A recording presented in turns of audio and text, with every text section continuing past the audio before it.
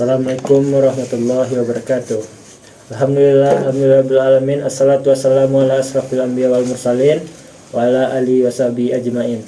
Asyhadu an la ilaha illallah wa asyhadu anna muhammadar rasulullah la nabiyya ba'da amma ba'du.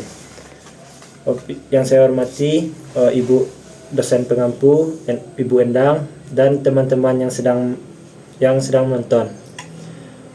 Baiklah, tidak berpanjang kata mukadimah, marilah saya mulai pidato saya yang berjudul politik.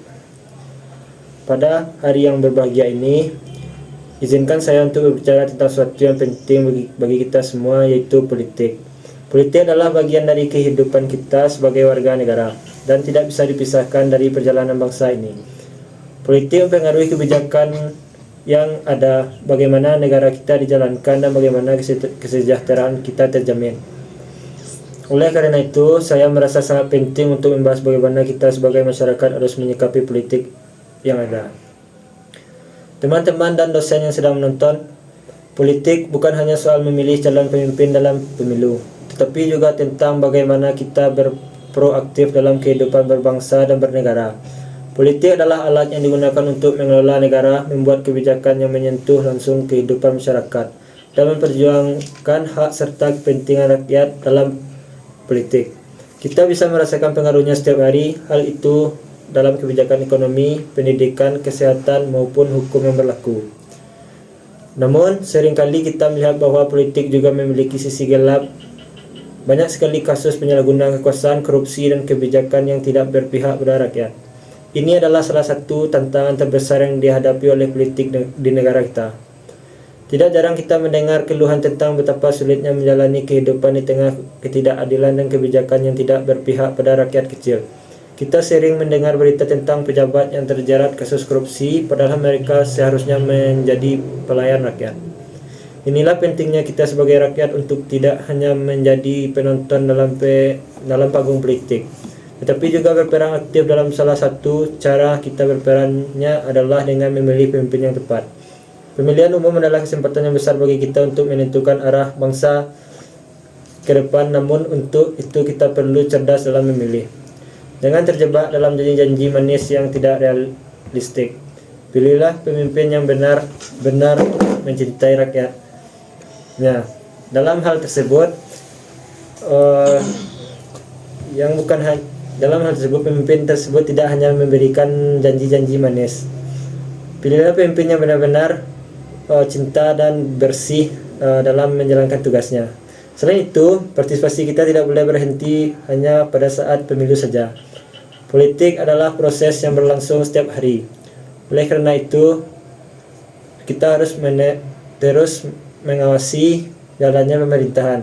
Jika kita melihat kebijakan yang tidak adil atau merugikan rakyat, kita harus berani mengungkapkan pendapat kita, memberikan kritik yang konstruktif, dan mengusulkan solusi yang lebih baik. Negara ini adalah milik kita bersama, dan kita semua memiliki tanggung jawab untuk menjaganya.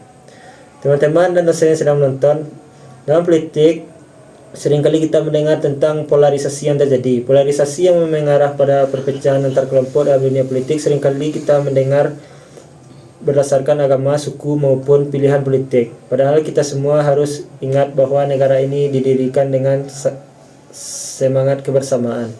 Keberagaman adalah kekuatan kita, bukan kelemahan. Oleh karena itu, politik seharusnya menjadi alat nomor satu, bukan pemecah belah. Sebagai generasi muda, kita memiliki peran yang sangat penting dalam menentukan masa depan politik negara ini. Kita adalah pemilih di masa depan, dan kita adalah calon pemimpin di masa yang akan datang. Oleh karena itu, kita harus lebih kritis, lebih peka terhadap apa yang terjadi di sekitar kita.